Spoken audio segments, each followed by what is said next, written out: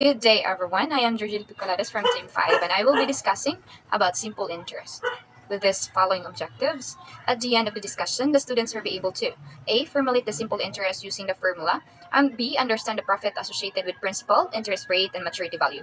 Derive the formula of simple interest into exact and ordinary interest, and exact and appropriate time.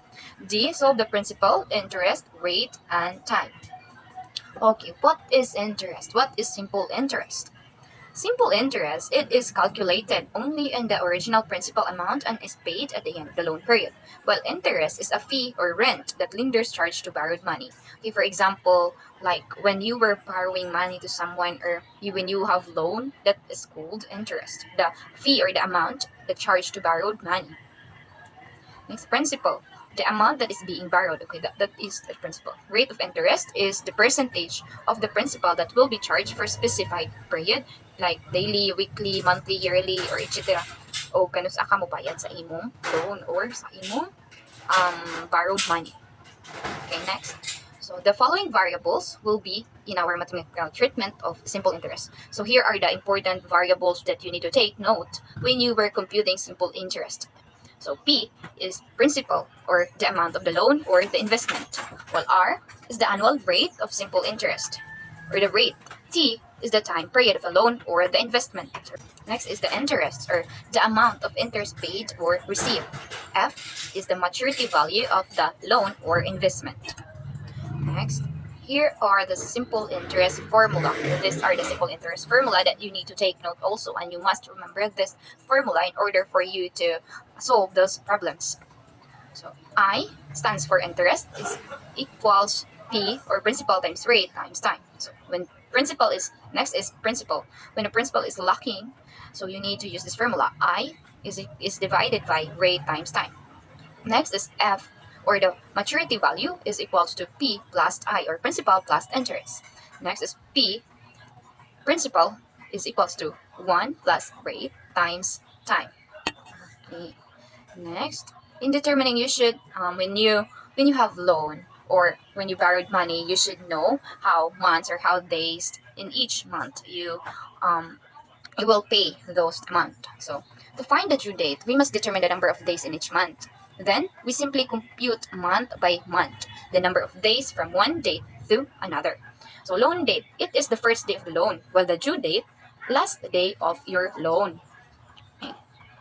So this table is the number of days in each month.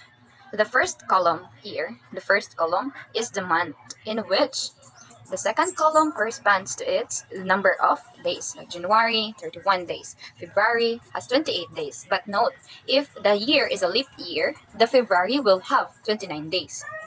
March has 31 days. April, 30 days. May, 31 days. June, 30 days. Next is July, 31 days. August, 31. September, 30. October, 31 days. November, 30 days. December, 31 days. And next table is the days in a year. This table states the number, this column states the days of a month till 31 days. And next column is the month, which is January, February, March, April, May, June, July, August, September, October, November, and December. So each column has corresponding days. So January has 31 days. And then February has 28 days. So this days, the year has, the 1 year has 365 days. So note, gitagsa-tagsa ni siya pag sulat ang days. So note, for leap years, add 1 to each number in the table after January 28. So here are the steps in solving the number of days in a loan. Kung pila ka adlaw ka magbayad sa imong loan. First step, identify the number of days remaining in the first month by subtracting the loan date. Okay. Next step, write the number of days in that month. Third step, write the number of days in the last month. Fourth step, add the days from the first month to the last month. Okay, so there are two ways in determining the time period. It may be approximate or actual time. Approximate time uses 30 days in every month. Approximate time is only uses or constantly using 30 days in every month. Constant na siya, di na siya mawa. So actual time, or the actual or the exact number of days in every specific month. Like for example, January has 31 days. So that is the actual time or the exact number of the days in that month, in that specific month. Example number 1. Find the actual and approximate time from March 3, 2017 to September 10, 2017.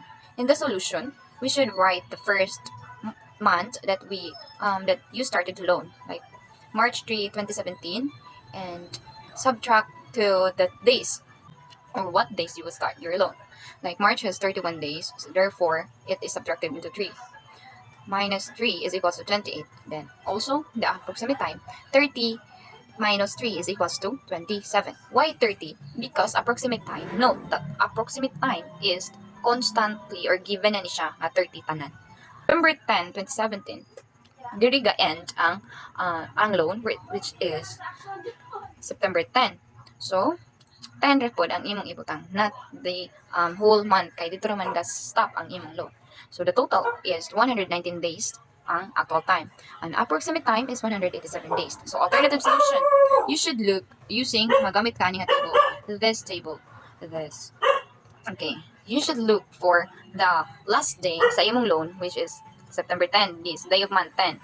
Here the September. So 253 minus the first or with the started days sa imong loan. Imong i-minus sa kinaunhan nimo nga kanang days kung kano sa ka start. March 3. So 62.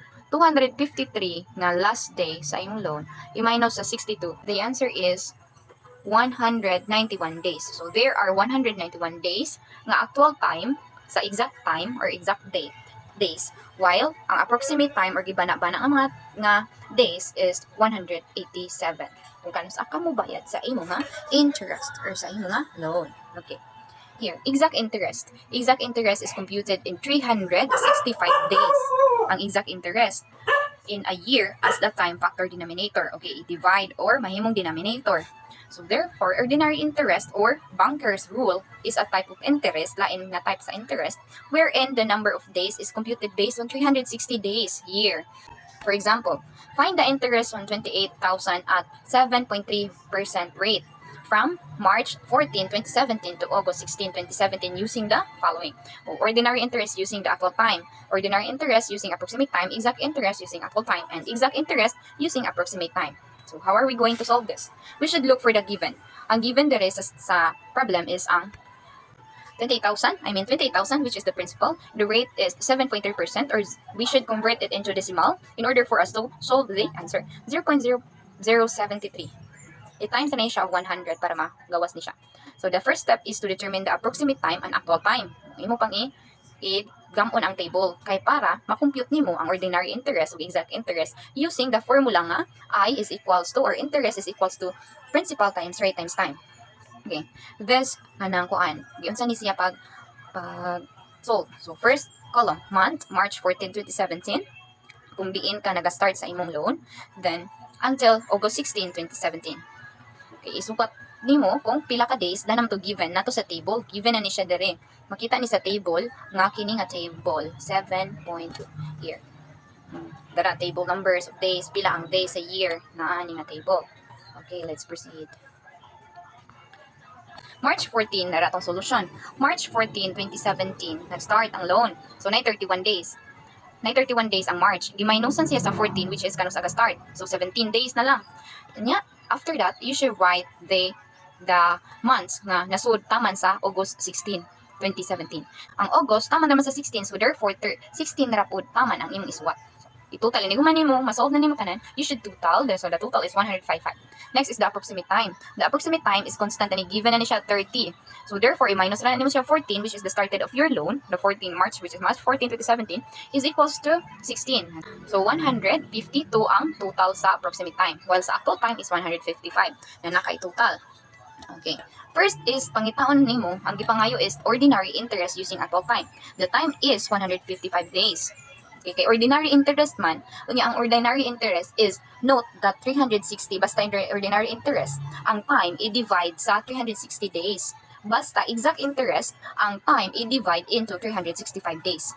Okay, the solution is, I is equals to principal, which is 253, 28,700 times the rate of 0.073. I-times pa dyan mo sa divide sa 115 divided by 360 is equals to 902.06 nga answer.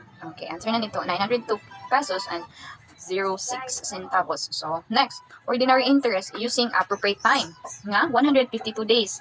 Lain na days na po.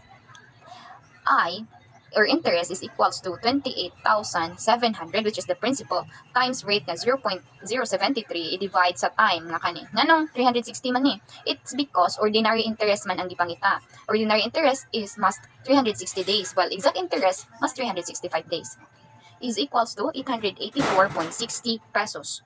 Dara na solve na. Next is the exact interest using actual time nga 155 days. So interest is equals to 28,700 principal nga i-times sa rate nga 0.073 i-times na po sa time nga 155 divided by 365 then nagikuha 365 dito sa exact interest given na ni siya is equals to 889.70 pesos. Next is the exact interest using approximate time, which is na ay 152 days.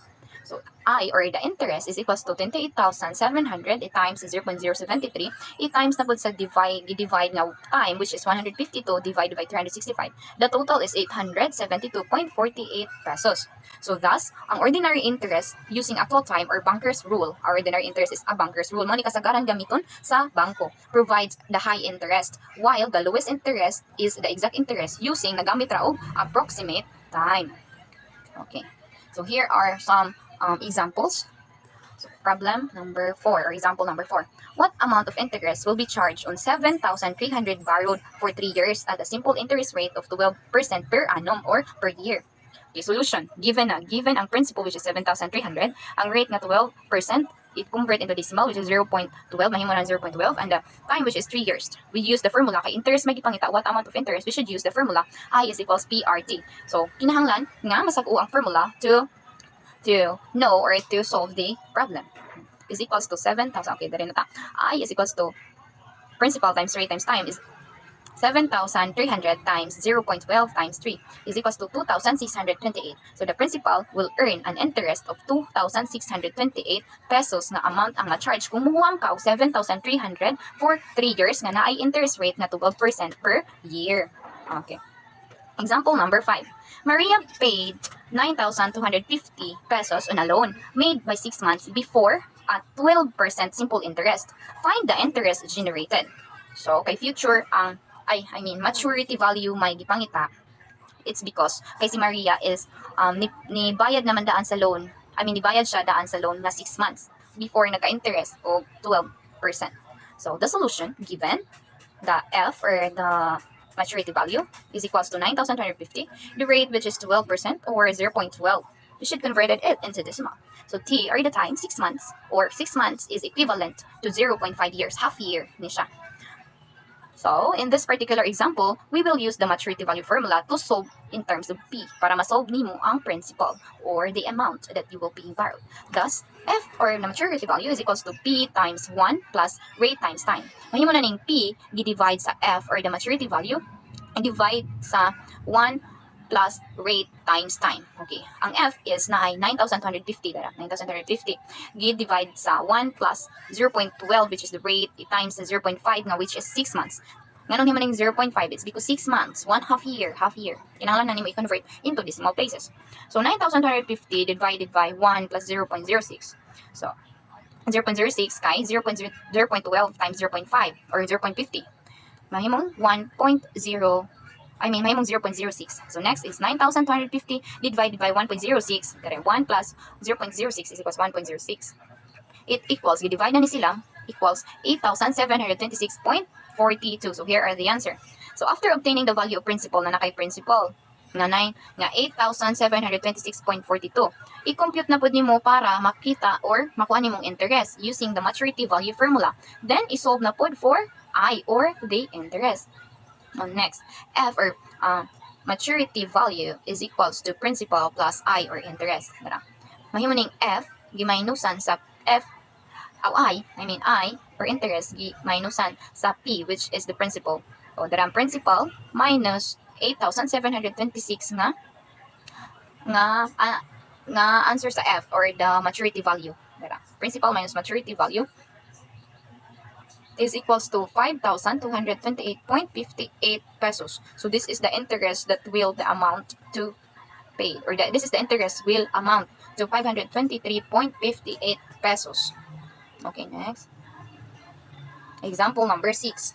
If a 9-month term deposit at a bank earns a simple interest rate of 9% per annum, 9% per annum daw, how much will have to be deposited to earn 255 pesos of interest? Kung ang 9-month term ko nag-deposit sa bank, nag-earn, o na-rate na 9% kada year or per annum, how much will have to be deposit to earn, pila man ko na imong i-deposit or the principal to earn para maka-earn ka og 225 na interest. So, we should know kung unsa ang gipangita o gipangita ang principal. So, the given are I, which is the interest nga 225 pesos, rate nga 9% per year or 0.09, nga 9 months i-convert into year, which is 0.75 years, 9 months.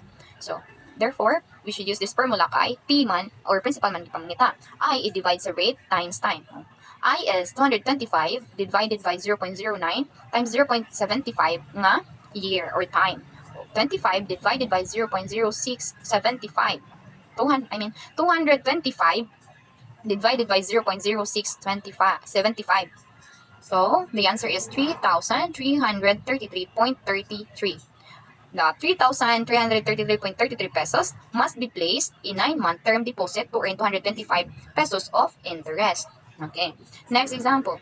What is the present value of 5,275 due in 6 months kung ang interest is paid? What is the present value of 5,275 pesos due in 6 months kung ang interest is 11% interest paid? Okay, given present value man, unsa ang present value? So we should, the maturity value. We should use the formula of maturity value, which is F equals P times 1 plus RT. Okay. F is equals to 5,275. Rate, which is 11% or 0.11. Time, which is 6 months. 6 months is equivalent to 1 year. So 0.5 years. So, solving for P, we get, una na itong solving, ano yung formula? Tagaan naman tadaan sa 5,275. Therefore, we should find the P. P is equals to F na 5,275 divided by 1 plus the rate, which is 0.11 times the 0.5 na years. Okay. 5,275 divided by 1 plus 0.055. Okay, the answer is 5,275 divided by 1.055 is equals to 5,000. Therefore, the present value of 5,375 is due in 6 months with the interest is 11%. The amount that is being paid is 5,000 pesos. Okay. Next. When the time period of a loan reaches its maturity date, the loan is said to mature. In that point, the borrower repays the principal and the interest. The total repayment is known as future or maturity value. For example, Aaron makes an investment by lending 24,000 pesos to Bartolome for 2 years at an investment rate na 11% per annum or per year. What is the maturity value of the investment? Ano may maturity value sa investment? So we should use this formula. Solution. Given. Principal na principal na 24,000. Na rate na 11%. Convert into decimal places, which is 0.11. Next time, which is 2 years. 2. The maturity value of interest is, gamitan niya formula. F is equals to P. Given naman ang P. So, i-substitute na. F, which is 24,000, i-times sa rate 1 plus rate nga 0.11 o 2 nga time nga year. Okay, equals 24,000 times 1.22. Din maning 1.22 there is a 0.11 times sa 2 na imong 1.22 is equals to 29,280 pesos. So, therefore, Bartolome should pay Aaron 29,280 pesos. So, hello everyone, my name is Nelia P. Pondok from Team 5 here to discuss the topic about compound interest. So, now you have all learned what is simple interest, right? So, you have now an inkling on what compound interest is. So, in this lesson, we will approve or disapprove those ideas you have come up with regarding this topic. So, let's start. So let's begin with the definition of compound interest. So compound interest is the procedure in which the interest is periodically calculated and added to the principal. So its principal is applied in long-term loans, and this method is employed in virtually all instances where the duration exceeds 1 year. So wala pa siya 1 year. And it is also used for some short-term loans and investments. So basically, compound interest is interest on interest. Why? Because it adds the interest on the interest that is added with the principal. So, to have a better imagery of this definition, let us take a look at this problem. So, supposedly, you deposited an amount of 10,000 pesos with a 5% interest for 3 years. So in simple interest, you only add the interest to the principal amount or the original amount. So we will calculate the interest for the 10,000 pesos, which is 500, and you add that to the original amount, which is the 10,000 pesos. So in the first year, you will get a 10,500 pesos in your account. In the second year, we have another 500, and then in the third year, you will also have another 500, having an amount of 11,500 in 3 years. So that is 1,500 simple interest for 3 years. On the other hand, compound interest is a bit different. So you add the principal and the interest. You add the principal and the interest, then add another interest. So let us take a look with this same problem. You deposited an amount of 10,000 with a 5% interest compounded annually or converted yearly for 3 years. So in the first year, it is the same process as the simple interest. So we have the 5% interest of 10,000, which is 500. Then you add that to the original amount, which is 10,000 pesos. So in the year one, you will have 10,500. However, in the year two, the principal amount changes. In your calculation, you you use the amount that you've gained in the first year to be the principal amount for the second year. So you will base the calculation for 5% on the amount 10,500. So you you will have the interest of 525 pesos for the second year. So if you add that to the principal amount, which is 10,500, since mo man ay mo nakuha pag first year, so you have the sum of 11,025 in the year 2. So mas labaw siya sa simple interest, which is 11,000. So mas labaw siya og 25 pesos. So in the year 3, same process lang sa pag year 2. So makakuha na siya og amount, which is 11,576.25. So guys, in difference sa simple interest, which is 11,500 ra. So a total of 1,576.25 compound interest for 3 years. See the difference? So if you take a look at both results, you'll see that compound interest is 76.25 pesos greater than the simple interest. So you see, compound interest is a boon in terms of investments. So very advantageous sa if money ang gamiton while you are investing. However, it is a bane in loans. So disadvantage ni siya if mag-loan kay kay kadugayan imong di ka mobayad, magkadako na imong bayronon.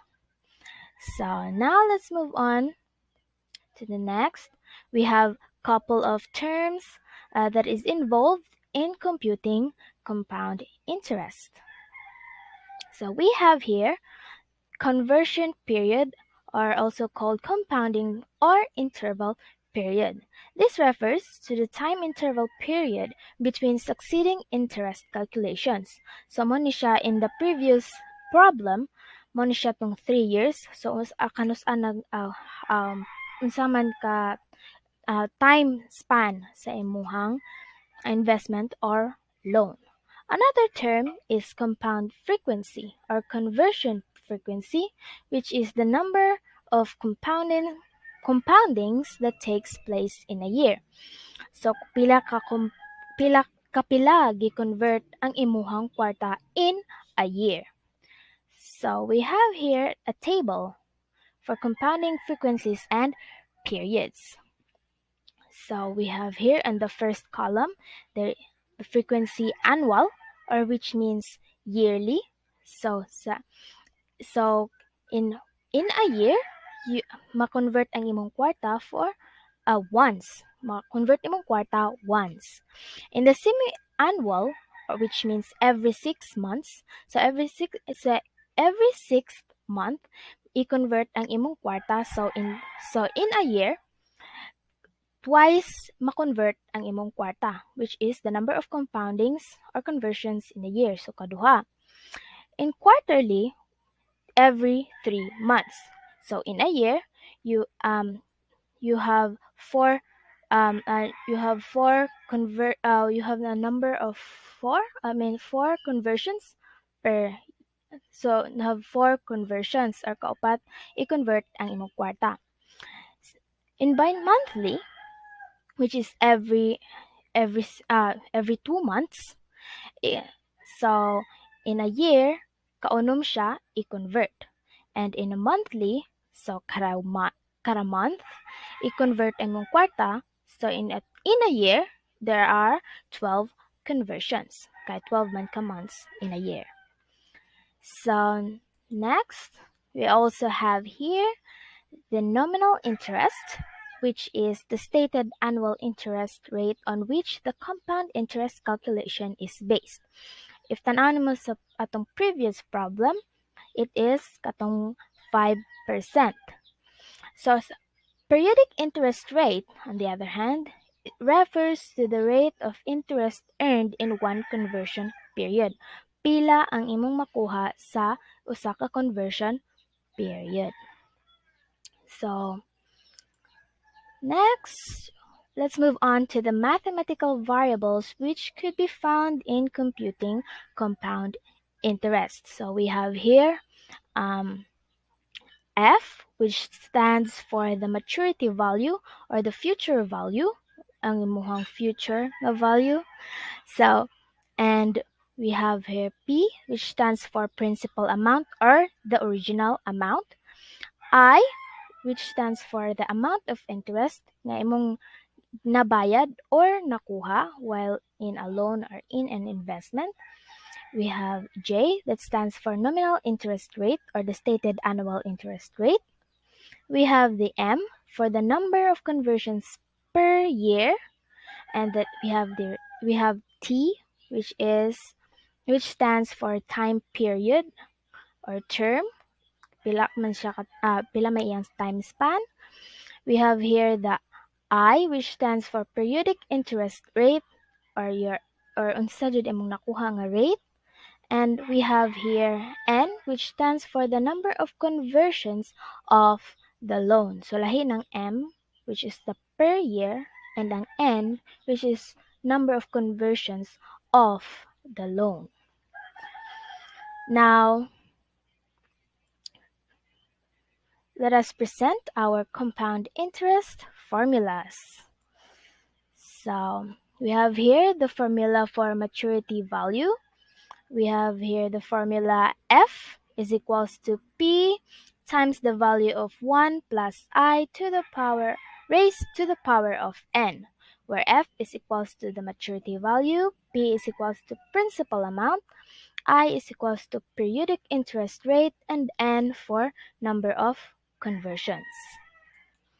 Next formula we have for principal amount.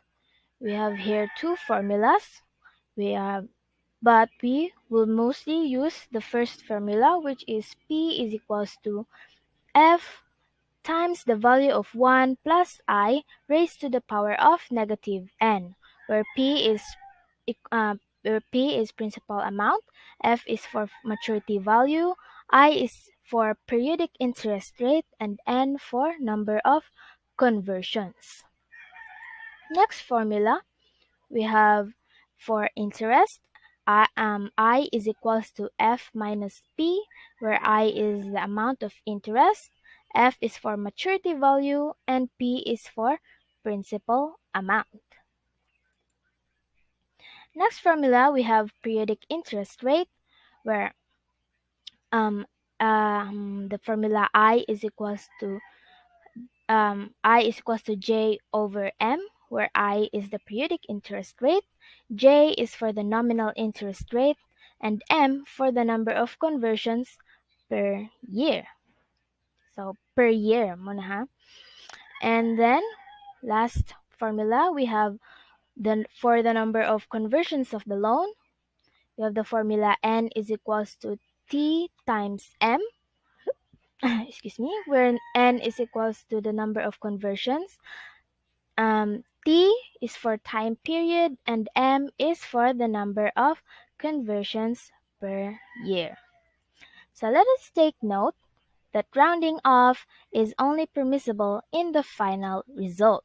So until the last number computed, you should include that in your computation. So let us have our examples. So we have this first example. What will be the maturity value of 12,000 pesos invested for 4 years at 15% compounded quarterly? So in this problem, we have the principal amount, which is 12,000 pesos, and the time period of 4 years, and we have the number of conversions per year, which is 4. Kahiningon mo to siya og quarterly. So quarterly, 4. Kaupat siya i-convert for in a year. And we have our nominal interest rate, or J, which is 15%. I-convert na nimo siya into decimal. We have 0.15. Next, we would get the value of I, since needed man na siya sa atong formula in getting the future value. So we have the formula I is equals to J. We have the formula for periodic interest rate, which is J over M, or nominal interest rate, over number of conversions per year. So substitute the value. We have the nominal interest rate of 0.15, and our number of conversions, which is 4. So 0.15 divided by 4 is equals to 0.0375, which is now our value for periodic interest rate. Next, we would get the value of N, or the number of conversions of the loan. We have here the formula N is equals to T times M, or time period times number of conversions per year. So substitute the values. We have T, which is 4 years, times the number of conversions, or M, which is also 4. So i-times naman ng duha, we have the value of 16. And then pwede na nato makuha ang future value. So we have the formula F is equals to P times the value of 1 plus I to the raised to the power of N. So we have the P, or the principal amount of 12,000, and substitute the values. 1 plus the I, or the periodic interest rate, which is 0.03375, and then raised to the power of N, or the number of conversions of the loan, which is 16. So we have here 12,000 times 1 plus 0.0375 raised to the power of 16. So I add 1 plus 0.0375. So may makakuha kag 1.0375, and then imo na siyang erase to the power of 16. We have the value 1.802227807. So wala jud nato i-round off ha. And i-times na siya sa principal amount, which is 12,000. Makuha ta og future value, which is 21,626.73 pesos. So at the end of, in 4 years, after 4 years, makakuha ka og 21,626.73. So nitubo ang imong 12,000 nga up to that amount, which is the 21,626.73 pesos. Next problem. So, but Sheba wants to provide a 200,000 pesos graduation gift for her daughter, Magdalene, who is now 16 years old. She would like the fund to be available by the time her daughter is 20. She decides on an investment that pays 10% compounded quarterly. So how large must the deposit be? So we were looking for the principal amount nga pila man ang iyang ideposito para makakuha siya og kwarta nga 200,000 pesos in the time nga mahimo ng 20 years old ang iyang anak. So we have the solution. We have the future value, which is unsa iyang gusto nga makuha, which is 200,000 pesos. We have the time period of 4 years, kay gikan sa 16 years old to 20 years old. So 4 years. And then we have the number of conversions, which is stated nga quarterly. So 4. And then we have the nominal interest rate of 10% converted to decimal. We have 0.10. So parehara og process sa pagkuha sa future value, we would need to get the value of I and the value of N. So first we will get the value of I, or the periodic interest rate. We have the formula I is equals to J over M, and then substitute the value.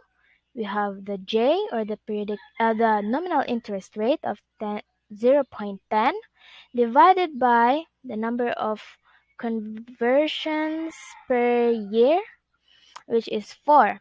So i-divide nimo na sila. We have the value of 0.025, which is our periodic interest rate. Next is the value of N, which is time period times number of conversions per year. So we have the time period of 4 years times the number of conversions per year, which is 4. 4 times 4 is equals to 16, which is now our value for N, or the number of conversions of the loan. And then we could now get the value of the principal amount. We have the formula P is equals to F times the value of 1 plus I raised to the power of negative N. And then we substitute the values. We have the future value of 200,000 times 1 plus the periodic interest rate of 0.025 raised to the power of N, which is 16. So we have negative 16. So same process, i-add nimong 1 plus I. We have 1.025 raised to the power of negative N, or negative 16. So we have the 0.673624933. I-times na siya sa 200,000 nga future value. We will get the sum of 134,724.99 centavos. 134,724 pesos and 99 centavos. So mo na siya ang i-deposit ni Bathsheba para makakuha siya 200,000 in 4 after 4 years. So next problem, our last problem, we have Salome paid 8,600 pesos on a loan made 2 years before at 6% compounded by monthly. Find the generated. So, ang pangitaon na to ani is ang value, ang atong principal value ug ang atong interest. So, let's have our solution.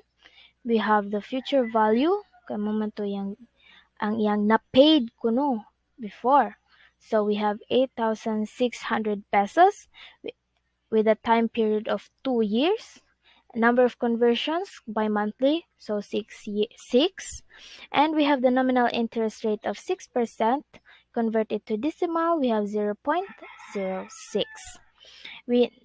Next, we get the value of I with the formula J over M. So J, we have the J, or is the 0.06 divided by the M, or 6, or 6, 6. So we have the value of 0.01, which is our periodic interest rate. And then next, the value of N, we have the formula N is equals T times M. We have time period of 2 years times the number of conversions, which is 6. We have the value of 12, which is now the value of our N.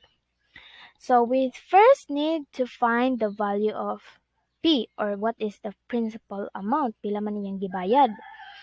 So we have the formula P is equals to F times the value of 1 plus I raised to the power of negative N. Substitute the value, we have 8,600 times 1 plus 0.01 raised to the power of negative 12. So same process. We have the principal amount of 7,632 pesos and 6 centavos. So, kinahanglan nato pangitaon na pod ag pila man ang interest niya ngano nakaabot siya adto nga kwarta. So we have the formula I is equals to F minus P, or interest equals future value minus principal amount. So substitute the value, 8,600 minus 7,632.06. We have the interest of 967 pesos and 24 cents. So Salome's loan, yes, this it is good. Okay, now let us move on. Let us tackle the concept about nominal and effective rates. So, nominal interest rate is the stated annual interest on which the compound interest calculation is based. So, we have already talked about this. So, nominal, meaning in the name only. So, sangan na like 3% kuno, but actually, dili na siya maujud ang imong makuha. Sa effective interest rate, mo ni siya ang imong makuha. Effective interest rate refers to the equivalent annually compound rate. So the real return on a savings account or any interest-paying investments when the effects of compounding over time are taken into account. So mo ni siya ang imong makuha in every conversion period. Now we have the value for the formulas for the nominal rate and the effective rate. effective rate. So we have the nominal rate formula, which is J is equals to M times the M root of 1 plus R minus 1.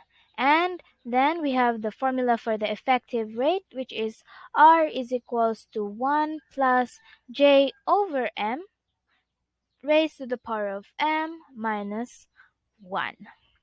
So now para makakita taon saan paggamit, we have our examples. Yes, now we have example number 1. Find the effective rate of interest equivalent to 17% compounded by monthly. So, pangitaw na to ang effective rate. So, we have the solution. We have the given, which is the nominal interest rate of 17%. Convert it to decimal, we have 0.17, and then we have the number of conversions per year, which is multiplied by monthly, so 6. So we'll use the formula for finding the effective rate, which is R is equals to 1 plus J over M raised to the power of M minus 1. Substituting the values, we have 1. Substituting the values, we will now have 1 plus 0.17 over 6 raised to the power of 6 minus 1. So, ang una nimong buhaton, i-divide nimo una ang 0.17 divided by 6. We have the value of, we have the quotient of 0.028333333, and then we add 1. So, makakuha na tag value of 1.028333333, and then erase na nimo siya sa 6. So, we have the value of 1.182506351, and then minusan nimo siya 1. Then we have the value of 0.182506351, or 0.81825. So, muna na atong rate, and then i-convert ito na siya sa percentage. We have the value of 18.25%. So, ang answer, 17% effective rate is equivalent to 18.25%. 17% effective rate is equivalent to 18.25% nominal interest rate compounded by monthly. Now, let's move on to our next example. What rate converted by monthly is equivalent to an effective rate of 11%? We have our examples. We have our solution. Kay mangita na sad taani sa iyahang nominal interest rate. Kaya na naman effective rate nga 11%. So, we have the given, the effective rate nga 11%. I-convert yapon na siya into decimal. We have 0.11, and the number of conversions per year since by monthly man, so 6.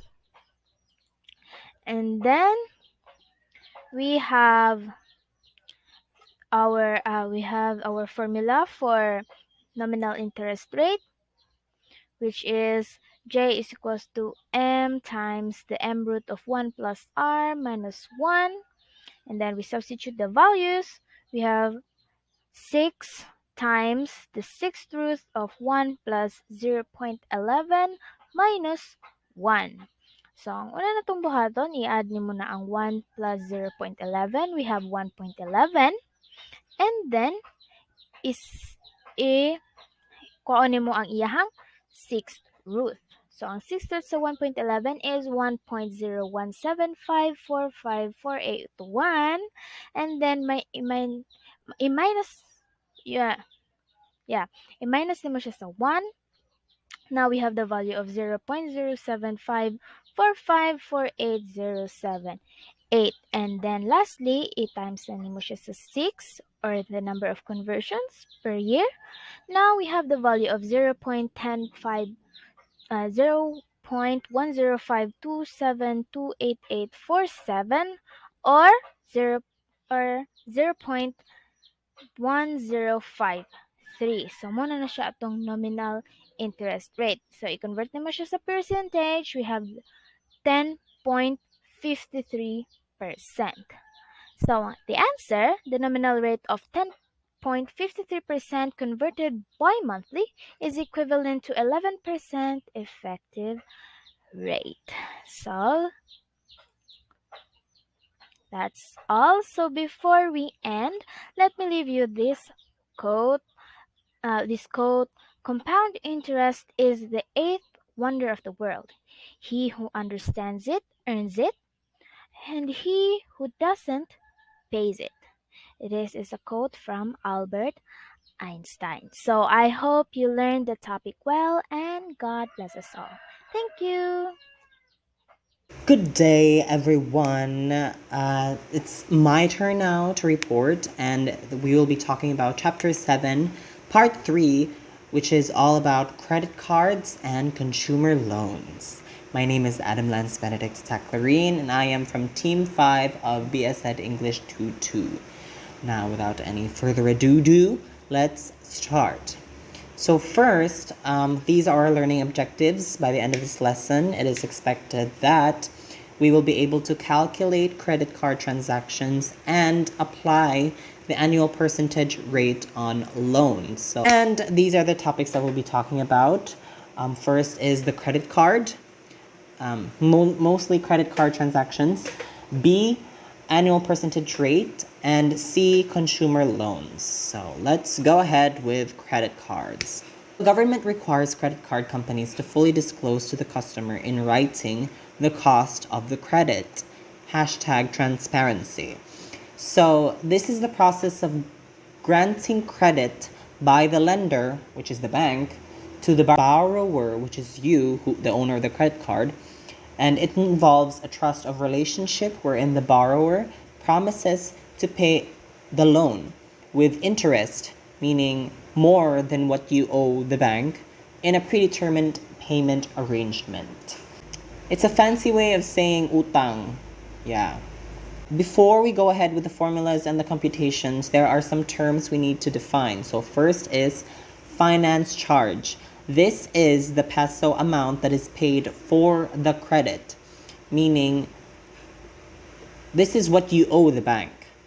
Next is annual percentage rate. This is the amount of effective interest rate being charged.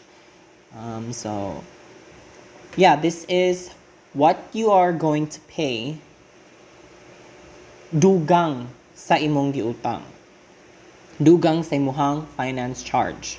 Next is revolving credit, which is the loan made on continuous basis and billed periodically. This is the type of credit that you pay on a regular basis. Yes, because if you're always asking for money from the bank, you always have to pay that as well, accordingly, in a predetermined agreement. And lastly is the average daily balance, which tracks the daily transactions in a credit account. And we have to take note that the due date is usually 1 month after the billing date. So, if mangutang ka, there is a limit, and that you have two options to pay off this credit limit. First is the balance is paid off at the end of the month with no finance charge. And next is a minimum payment or portion of the payment but less than the full balance and carryover balance, which accrues finance charges by using the simple interest formula. The first is paying all in on the deadline with no finance charge, and the second is the accumulation of paghinay-hinay ug bayad ginagmay, but this is less than the full balance, this is less than what was agreed on, and the carryover balance. And this can be taken, this can be retrieved by using the simple interest formula. So let's go ahead with the formulas, because these are the formulas that credit card providers compute. First is the average daily balance. this of a credit card transaction. This is the accumulated amount of what you owe the bank. And this is taken from the sum of the amounts owed each day of the given month, and it is divided by the number of days in the billing period, meaning all of what you owe from the bank within a month, each day is divided by the number of days in the billing period. And number 2, we have finance charge, which is based from the average daily balance, number 1, and is multiplied by the periodic rate. What that is, the rate of a certain period.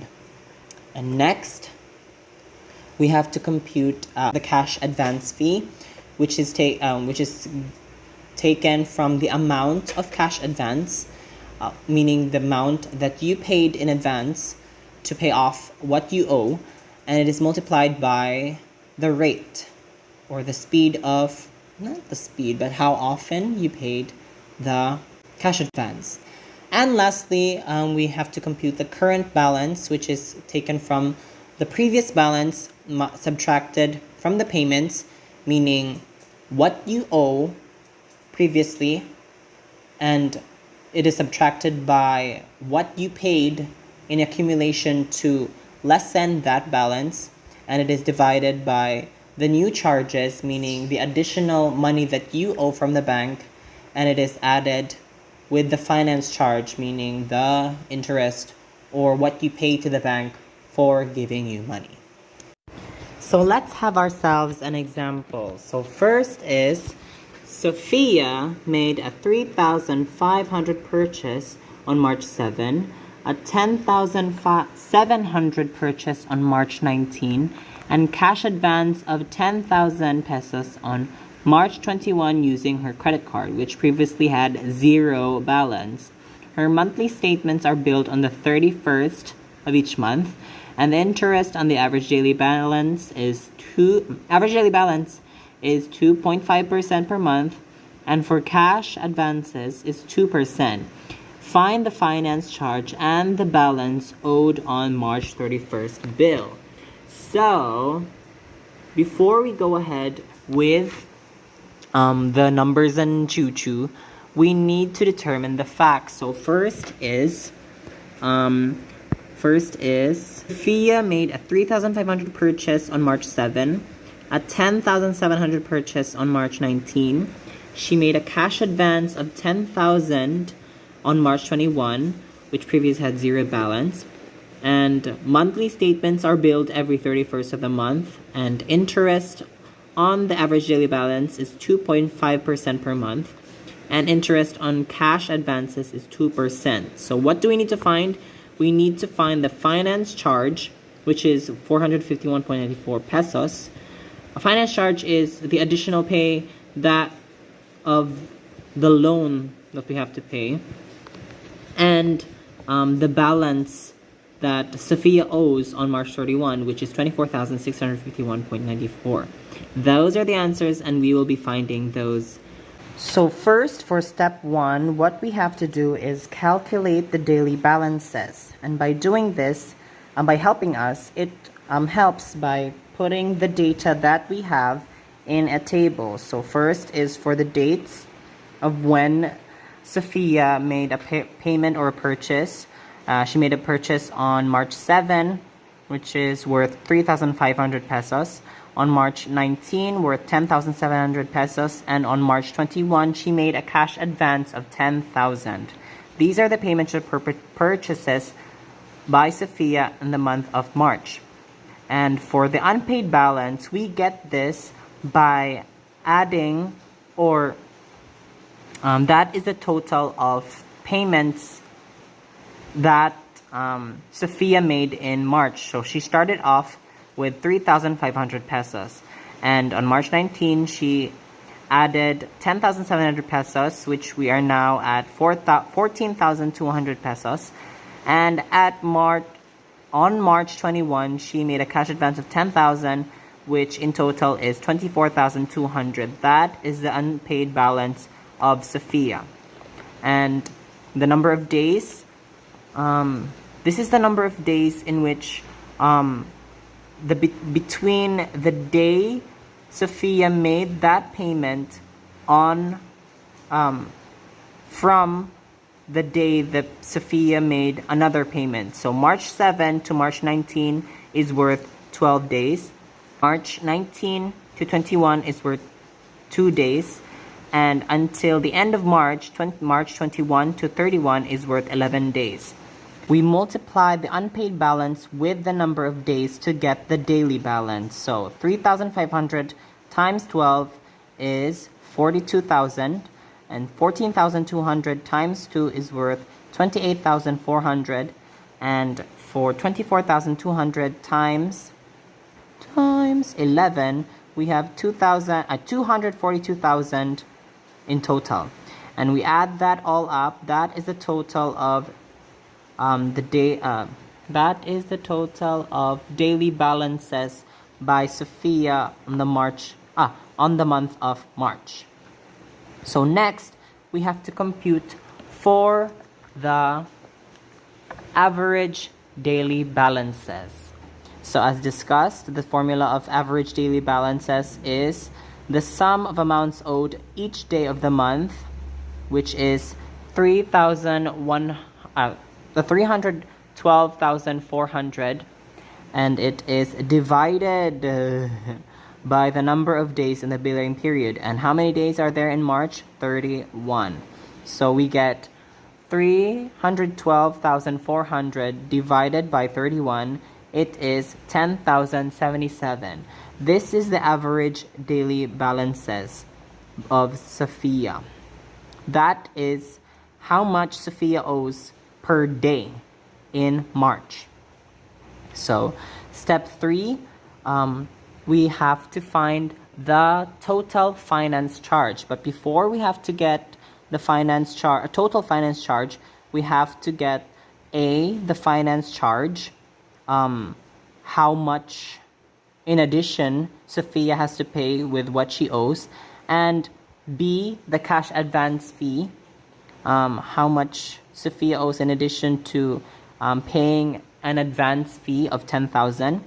And by adding this, we get the total finance charge, or the amount Sophia needs to pay in addition to what she owes. So the finance charge, we have to use the ADB, which is 10,077, what we got from step 2, and it is multiplied by 0.025, or the 2.5% interest on average daily balance, which was established on our given facts.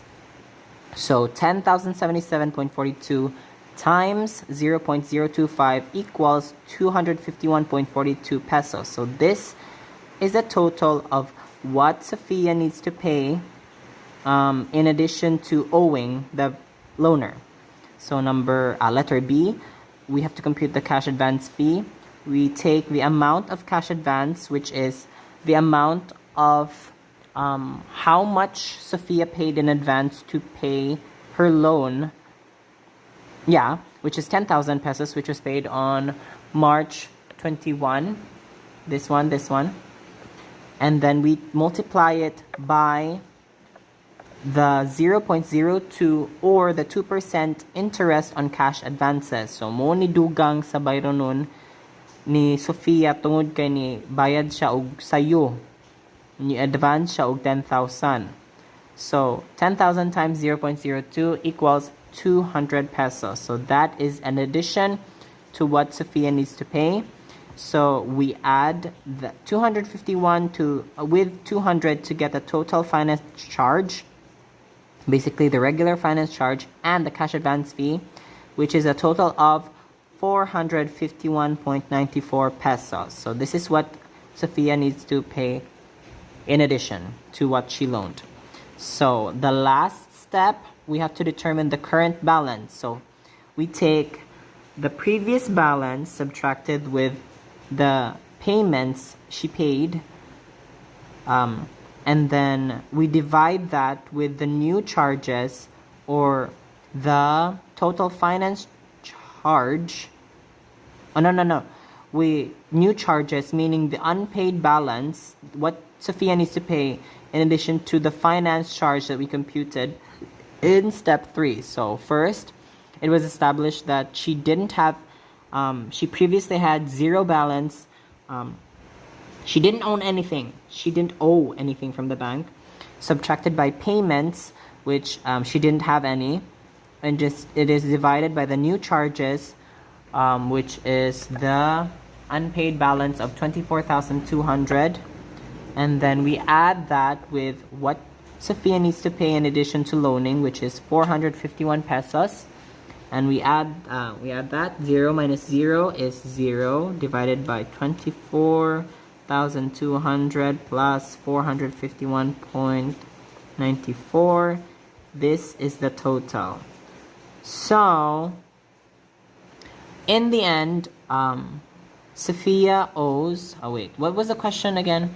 The question was, we need to find the finance charge and the balance owed on March 31 bills. So this is the finance charge of what Sophia owes, and this is the balance owed on March 31. Okay. Next, let's talk about the annual percentage rate. And this is the effective annual interest rate, which is the basis of credit payments. And we must take note that only the unpaid balance will earn interest.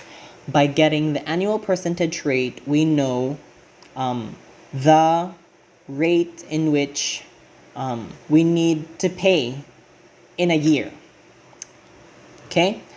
And then this can be taken from the simple formula of APR equals 2MR over M plus 1, with M, which is the number of payments, the number of times, not the number of times, but the payments that you paid to the bank, and R, which is the simple interest rate that is provided by the bank that you need to pay to them, in addition to what you owe to the bank.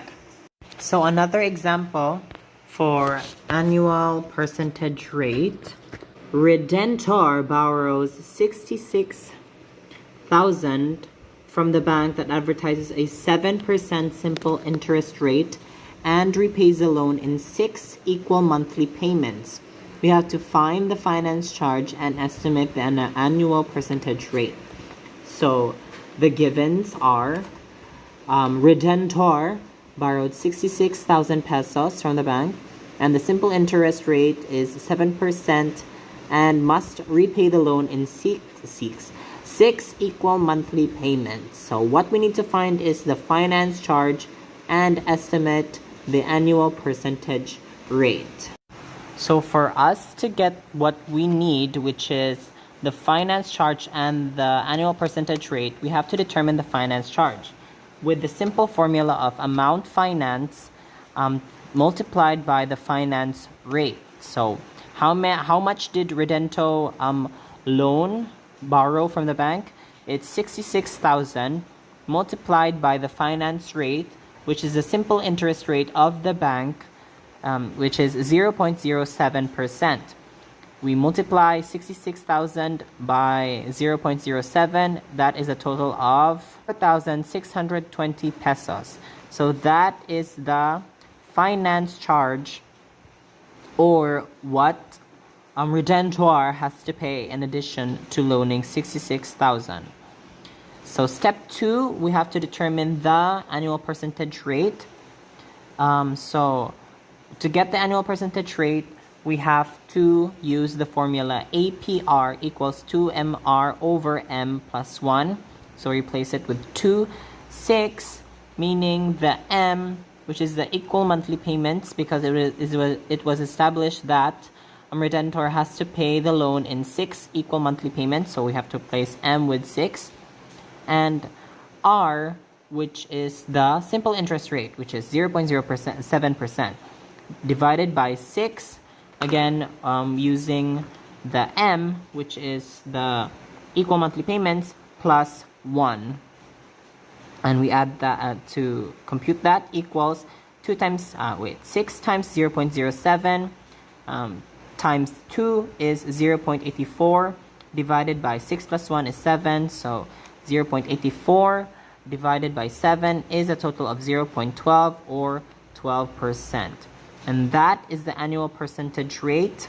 That is the effective annual interest rate, which is the basis of credit payments. Next, we'll go ahead with consumer loans. So the annual percentage rate is mostly applied in consumer loans. So the annual percentage rate, what we computed before, is applied in consumer loans. For example, you're paying off your car, you're paying off your house, you're paying off furniture, because surprisingly, furniture is not cheap, and you can't, if you can't afford to pay that immediately, you can apply for a loan or an appliance or other types of loans with a regular payment schedule.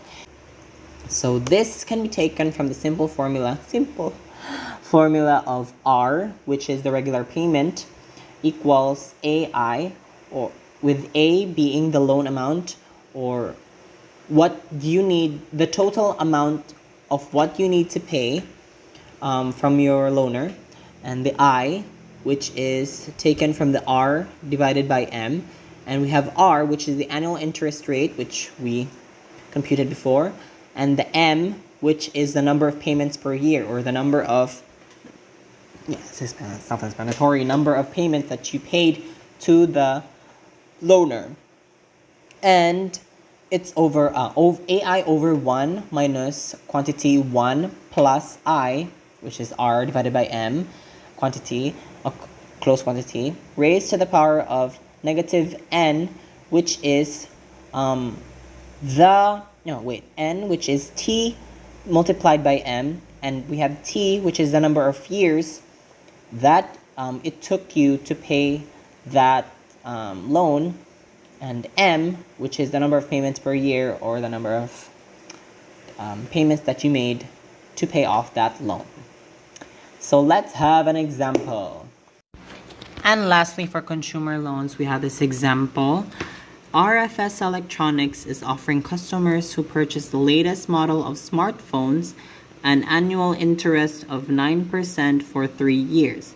If Marisol purchases an iPhone 8 for $46,700 from RFS Electronics, determine her quarterly payments. So these are the given facts.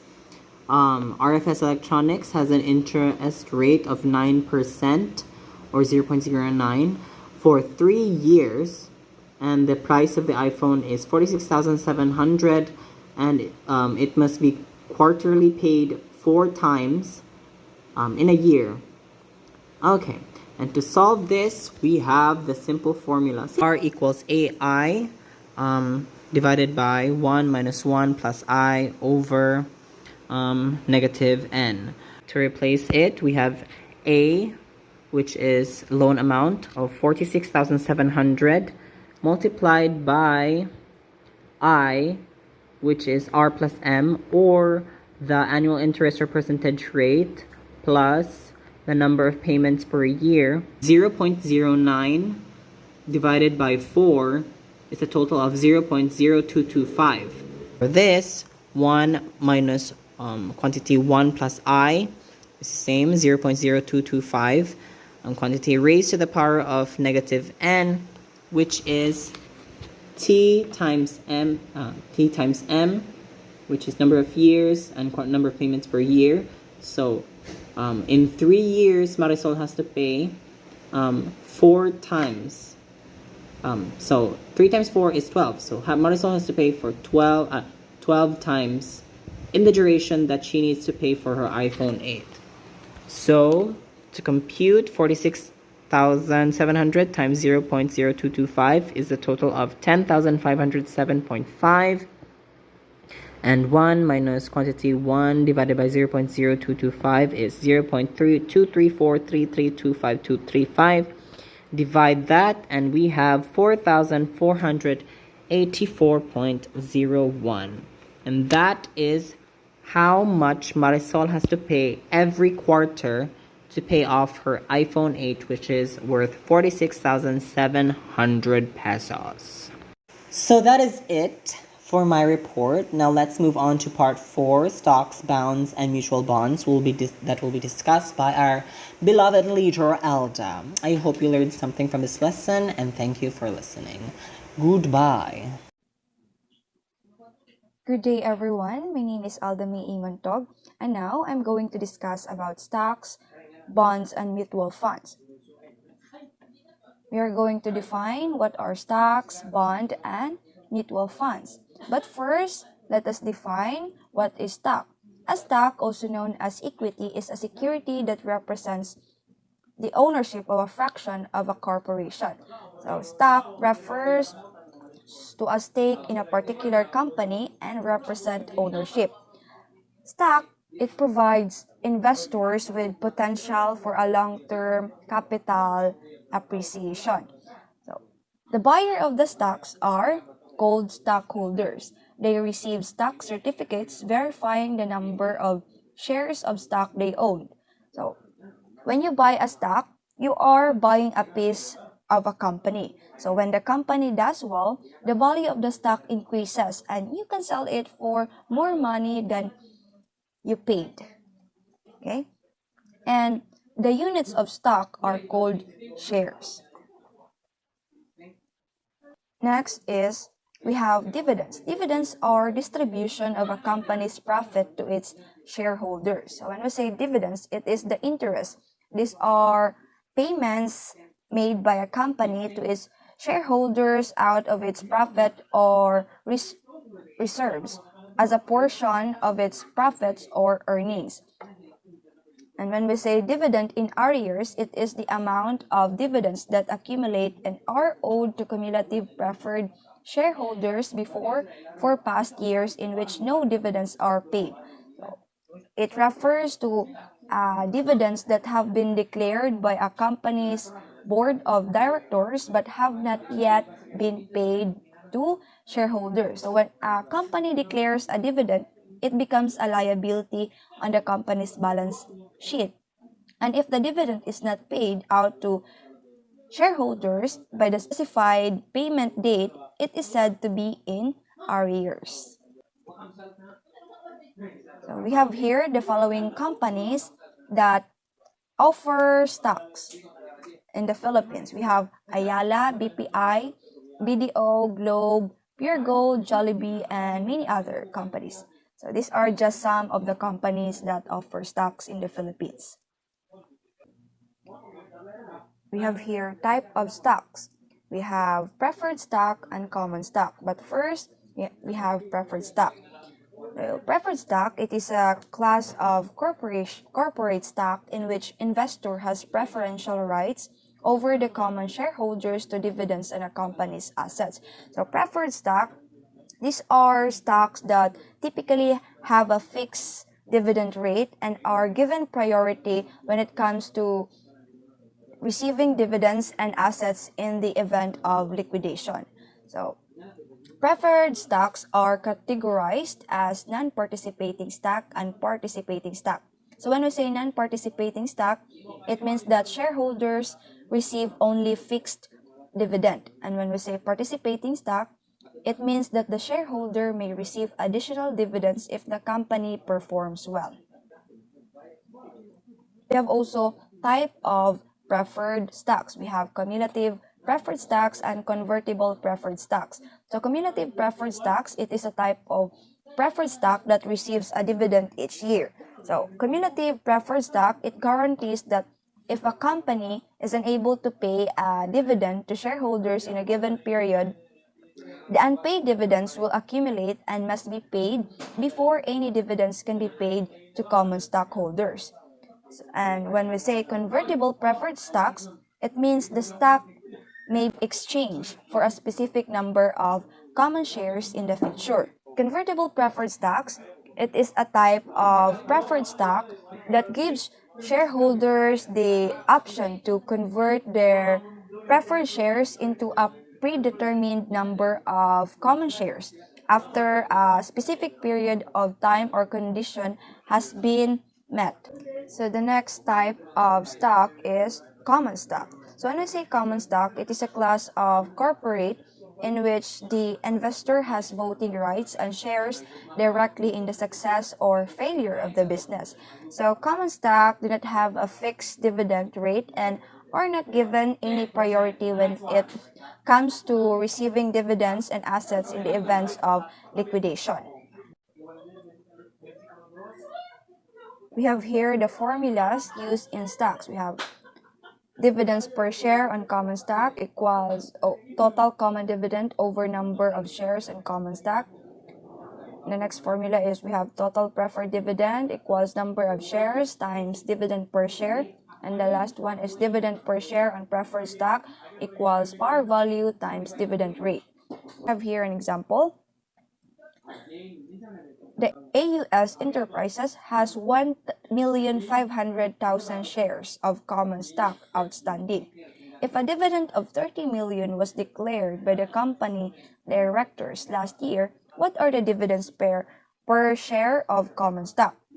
So the question here is, what are the dividends per share of common stock? So we are looking for the dividends per share of common stock. So we are going to use this formula, the first formula, which is the dividend per share on common stock, which is equal to total common dividend over number of shares.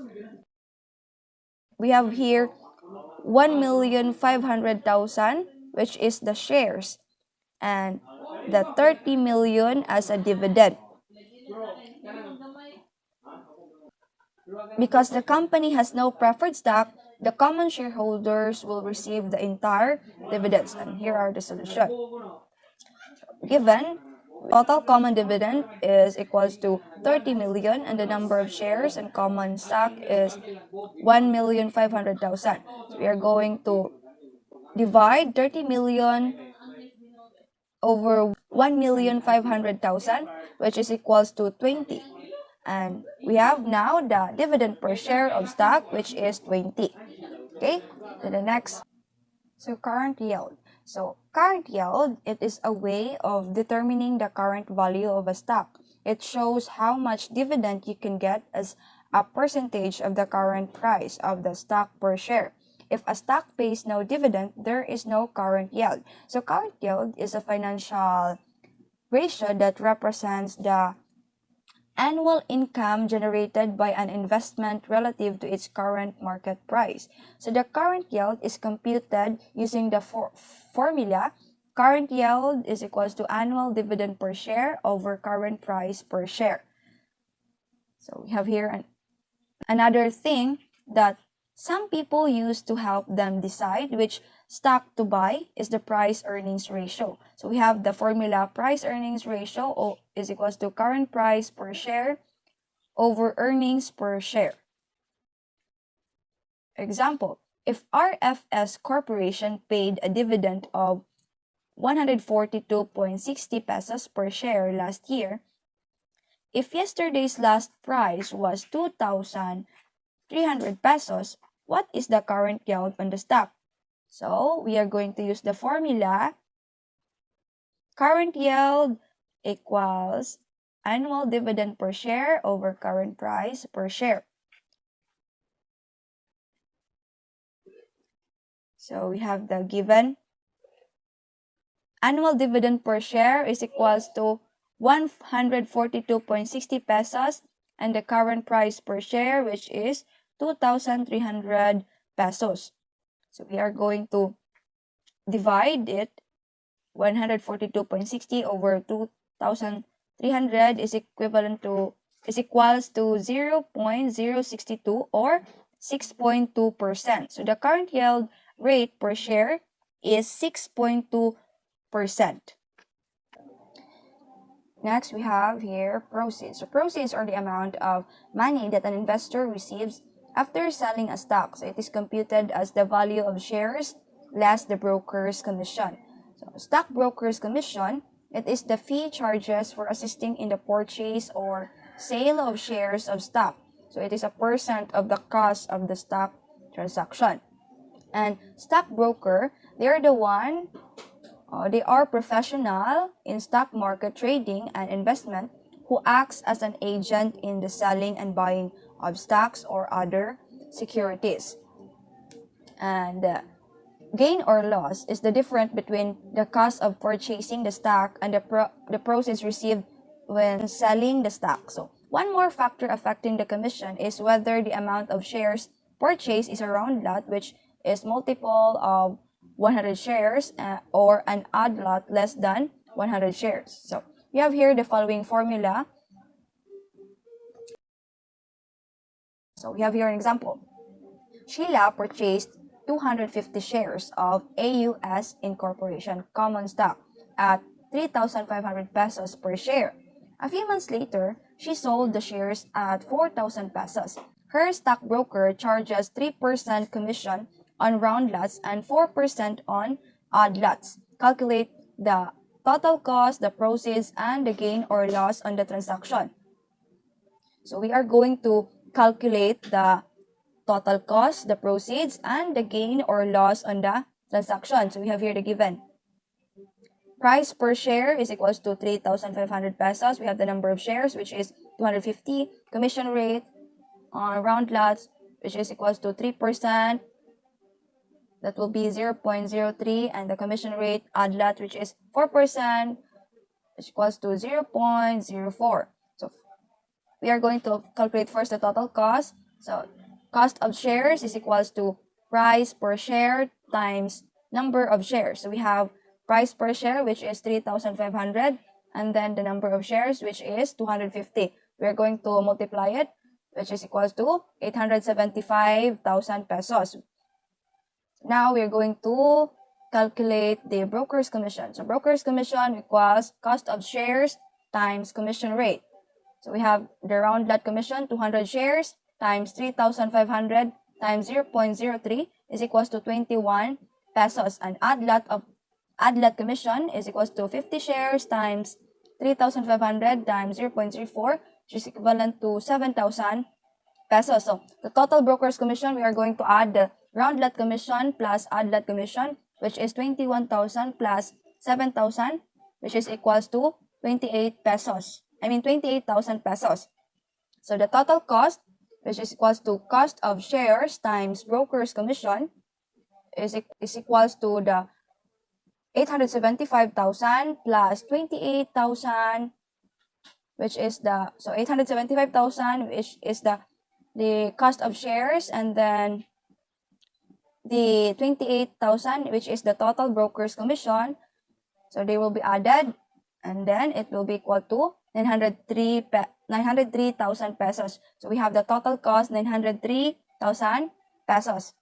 So the total cost of 250 shares of common stock is 903,000 pesos. So now we are going to proceed to the next, which is to calculate the proceeds. So the proceeds from selling stock. So we are going to use the formula of value of shares equals price per share times number of shares, which is the price per share is 4,000 and the number of shares is 250. So 4,000 times 250 is equals to 1 million. So we're going to do next is to calculate again the broker's commission, which is equals to cost of shares times commission rate. So we have round lot commission, 200 shares times 4,000 times 0.03, which is equals to 24,000, and then the odd lot is equals to odd lot commission, which is equals to 50 shares times 4,000 times 0.04 is equals to 8,000. So the total broker's commission is equals to 24,000 plus 8,000 is equals to 32,000. So now we are going to calculate the proceeds. So the proceed is equals to value of shares minus broker's commission is equals to 1 million minus 32,000. So 1 million is the value of shares. And so now we are going to subtract it, which is equals to 968,000 pesos. So we have now the proceeds on common stock, which is 968,000 pesos. So now we are going to calculate the third one, which is the gain or loss on the transaction. So the formula we are going to use is to gain or loss on transaction is equals to proceeds minus total cost, which is equals to 968,000 minus 903,000. So the answer is 65,000 pesos. 968,000 minus 903,000, which is the proceeds minus total cost. The answer is 65,000. we have now the transaction gains, which is 65,000 pesos. So now we are going to proceed to the next, which is bond. So what is bond? A bond is a promise from the company to pay the face value to the bond owner at a future date along with the interest payment at a stated rate. So bond is a debt securities that represent a loan made by an investor to a borrower. So par value or face value, it is an arbitrary monetary figure specified in the corporate charter for each share of stock and printed on each stock certificate. So when we say arbitrary monetary figure, it is a value that is not linked to an asset or liability but created solely for accounting purpose. Then we have also no par value. No par value is a stock that does not have a par value and the dividend is quoted as a peso amount per share. So next we have mutual funds. So mutual funds are investments that pool money from multiple investors to buy a diversified portfolio of stocks, bonds, and other securities. So mutual funds are managed by professional fund managers who make investment decisions on behalf of the investors. So each day, the value of a share in the fund called net value of the fund is calculated. So the net asset value of a mutual fund is calculated using the formula net asset value equals the total fund assets minus liabilities plus the number of outstanding shares. So I have here an example. A mutual fund has 80 million worth of stocks and 1.15 billion worth of bonds and 1.7 billion in cash. So the fund's total liabilities amount to 700 million. So the fund's total liabilities amount to 700 million. So there are 1 billion shares outstanding. Elena invested 12,000 pesos in this fund. Calculate the net asset value of a mutual fund and find the number of shares will she purchase. So we are going to calculate the net asset value of a mutual fund and then find the number of shares she will purchase.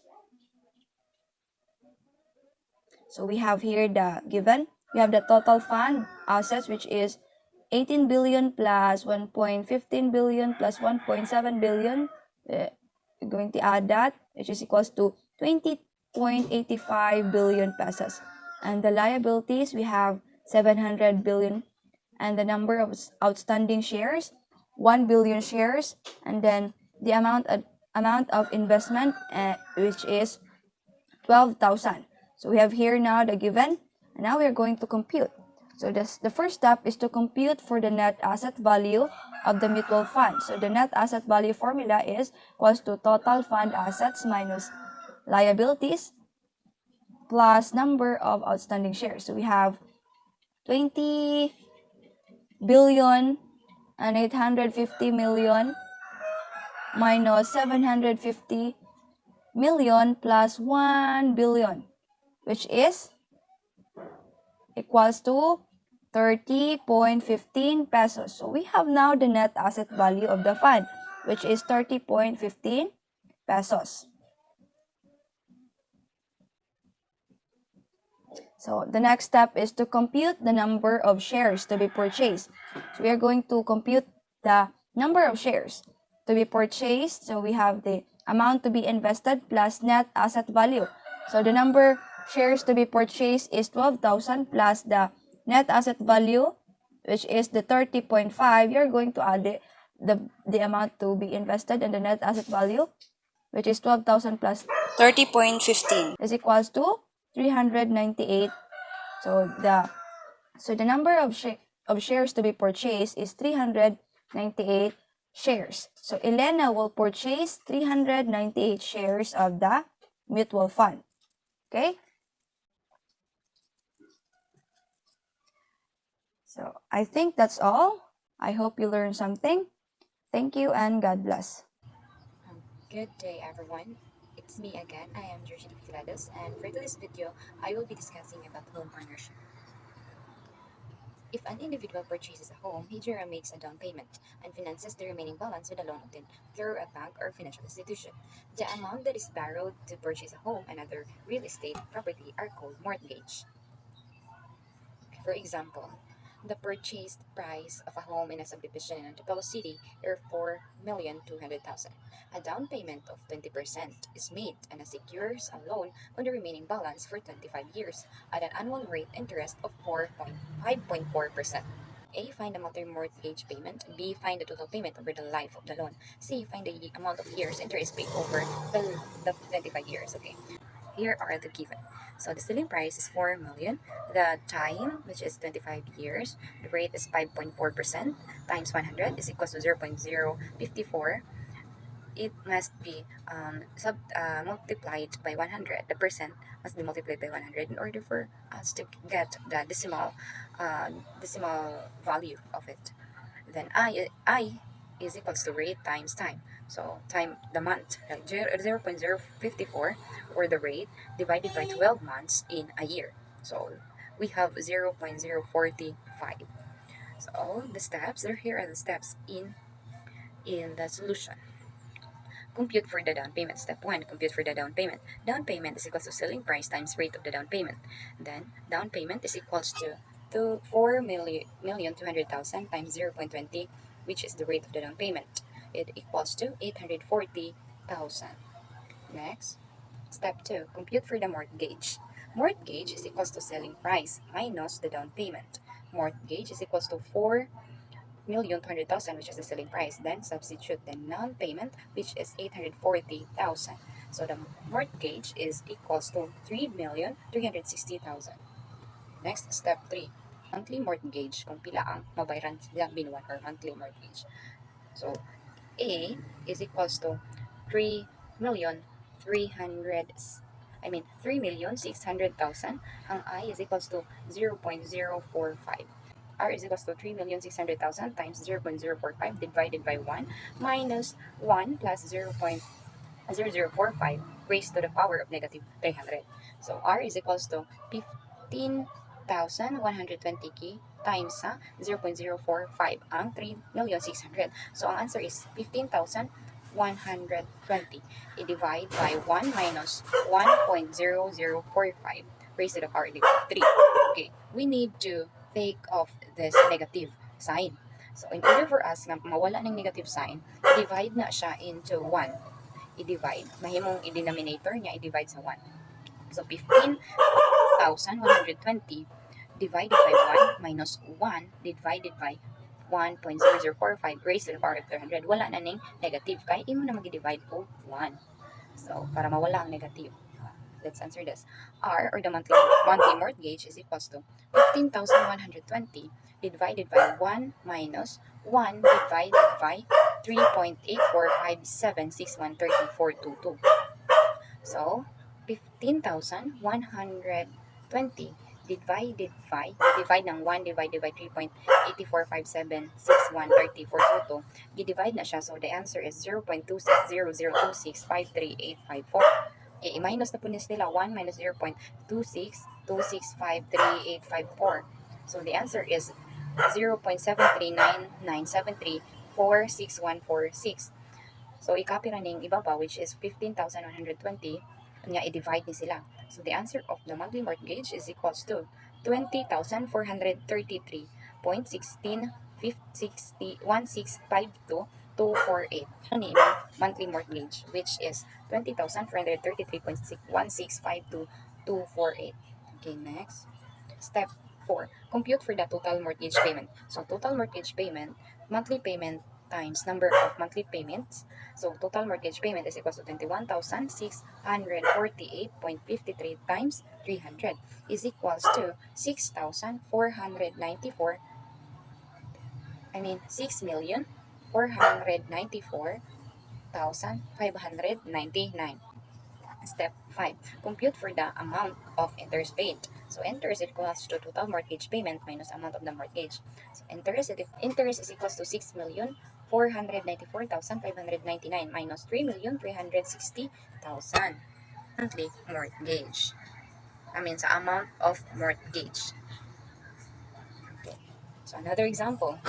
Miss Molina has monthly payment of 12,000 pesos on a 20 years loan at annual interest rate na 5.7%. After making payments for 15 years, she decided to sell the house ilang ibaligya ang balay. So what is the payoff for the mortgage? So mapilaman ko no, mabayad. Okay, solution. So let R is equals to 12,700 na R na monthly mortgage. So T, time which is 20 years. Then rate nga 5.7% is equals to 0.057. I-times na sila o 100. M, pila man ka months? So 12 months in a year. So TI is equals to, di ba? 20? Kuan man to, the given is 15 years naman. 15 years man to niya nga. Nagbayad na siya 15 years.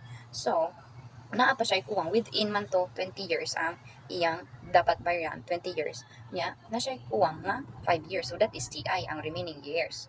So N is equals to T1 M, that is T1 N is equals to T1 M is equals to 5 times 12, which is the amount, is equals to 60. The answer is 60. Then I is equals to rate plus rate divided by month. So 0.057 divided by 12 is equals to 0.00475. So we will apply the EPR loan payoff formula. So Ms. Molina had made payments for 15 years or 180 months. There are 60 unpaid of remaining payment. So N is equals to 60. This is the formula. Please do study this formula, or please do take note this formula para sa EPR loan payoff. So A is equals to R 1 minus 1 plus 1 raised to the power of n divided by 1. It times the r times 1 minus 1 plus I divide raised to the power of negative 9 divided by I. So A is equals to 12,700. Substitute, which is 1 minus 1 plus AI nga, I nga, dara 0.0475 na lang, 60, negative 60 ang n diri is negative 60, negative ang sign daan. So it equals to 12,700 times 52,166,547. So the answer is 661,678.45 pesos. So the loan payoff is 661,678.45. Okay. So okay, that would be all for today. Thank you for listening and God bless you.